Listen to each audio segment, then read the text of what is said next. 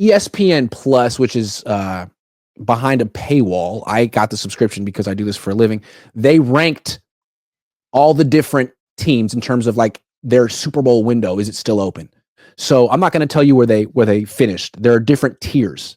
I'm going to go through the tiers and you tell me if you think the Niners are in it. Starting with the top tier. Yes. Still major contenders. Are the Niners in this? I think so. I think this year they're not. No, I'm trying to, not what you would say, but what do you think ESPN put them? Oh, no. Okay. No. So still major contenders. This is Kansas City, Philly. Okay. No. Second tier, Super Bowl window. On the cusp. Are the Niners in this? No. Nope. It's Baltimore, Buffalo, Detroit. Yeah. Okay. Third tier, need a postseason breakthrough. Are the Niners in this one? Yes. I would say ESPN. No, they are not. Wow. No, they are not. Green Bay, Minnesota. That's it. Okay. Next one, fourth tier, teetering contenders. They have to be in this one. No, they're not. Cincinnati Bengals, Pittsburgh Steelers, Houston Texans. These are teams that made the playoffs. Cincinnati at least was over 500. Yeah. Okay. Fifth tier, headed on the right track. Okay.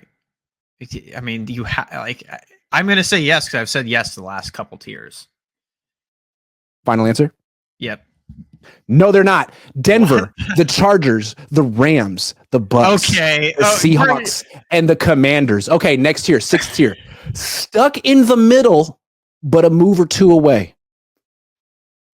I mean, that doesn't describe the Niners, so I'd say no, but I wouldn't doubt if they then put them in there. They're in there. Yeah. Along with Atlanta, Dallas, and Indianapolis. This is what Jeremy Fowler wrote about. This is his article.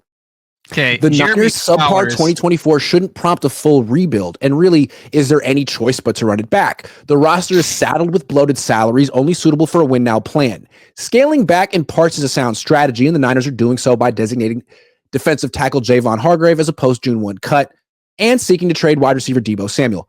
Once those two moves are made, the Niners can focus on a Brock Purdy extension. Star tight end George Kittle also is a year away from free agency. Where San Francisco needs to improve is along the offensive line. It was thin before guard Aaron Banks was set to reach free agency. Is it unfair to put them in the same tier as Dallas, Indy, and Atlanta? Okay. That's such a clickbait. Like, dude, you're not convincing me the Chargers and the Broncos have more promise than the 49ers right now. Like, I get it.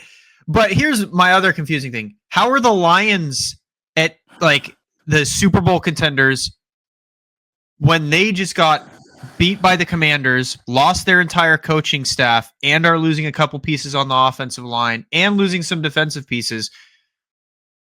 But injuries are okay for, like, it's like, oh, they'll be fine. But the Niners, who have been to what, 4 out of the last 5 NFC championship games, are, I don't know. That's a little. I'm trying to think of their logic here. So they just missed the playoffs. You're an older team. If you made a move for Myles Garrett or Max Crosby or Joey Bosa, maybe that launches you back into contention. But the Niners have to spend money on Brock. They have to spend money on Kittle. They have to overhaul their offensive line just to sort of tread water. So that's why I think you could argue they're kind of stuck in the middle. Like, can they necessarily improve their roster drastically from the one that just won 6 games, or are they banking on better health and another good draft?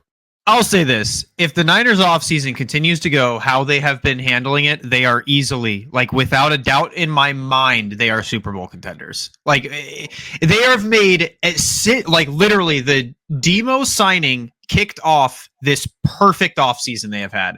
Like, my only gripe is, like you said, Jake Moody is still on the football team.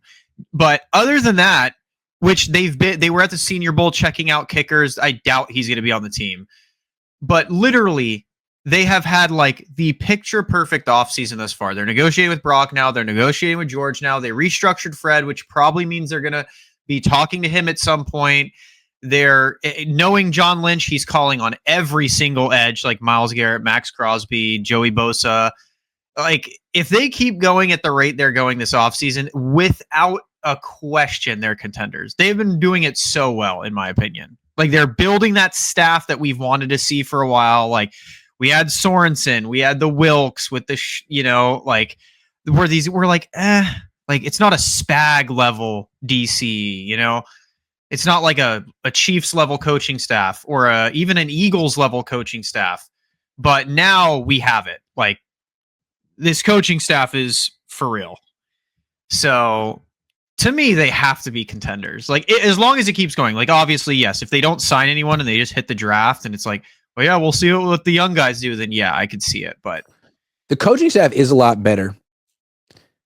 The thing for me is like also the schedule is so on paper very soft. Yeah. Yes. Because they finished last, so they play a couple other last place teams. Also, they face the entire NFC South and the entire AFC South.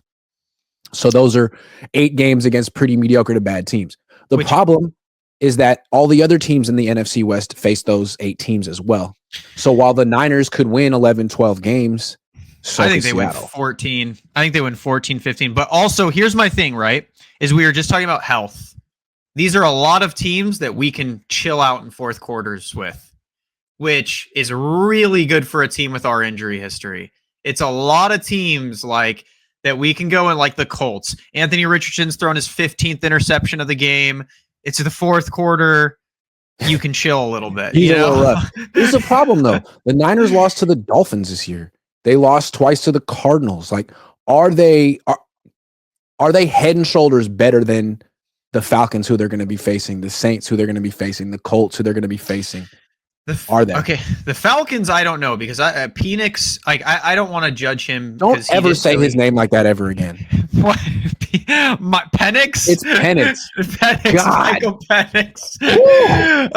No, so Penix, I don't know. Like he had what, 2 games, and he looked yeah, something like that. But I don't want to like judge him off that. I also, like, completely off topic, I think Raheem Morris is like horrible. I don't know why he's not getting as much flack as he should have. That's fair. I don't know about that. Yeah. I don't know how he escaped the flack. Like that team was loaded. They got Judon over there. They got Justin. But yeah, anyways, them, I don't know. They're one of those teams that could turn around and be really good. But Colts, yeah, I think we're head and shoulders above them. Because again, like I don't want to judge us. Yeah, dude, he's horrible. Dude, like he completes like 45% of his throws and throws a hell. And like, I mean, I think he throws as many almost to the other team as he does to his own team. I don't know about that one. And like, he finds ways to win. I don't understand. My thing is, I don't want to go too hard on the Niners. You had the personal tragedies hitting the locker room. You had injuries hitting the locker room. Like this year definitely seemed a bit fluky. And then you also have a team that's like, at least our defense, I'm sure our offense as well, that's really upset with how that last year went. And I'm sure Kyle's pissed. And I'm sure Salah's not coming in here to lose. You know, like Salah only took this job to win. So they have to be a contender, in my opinion.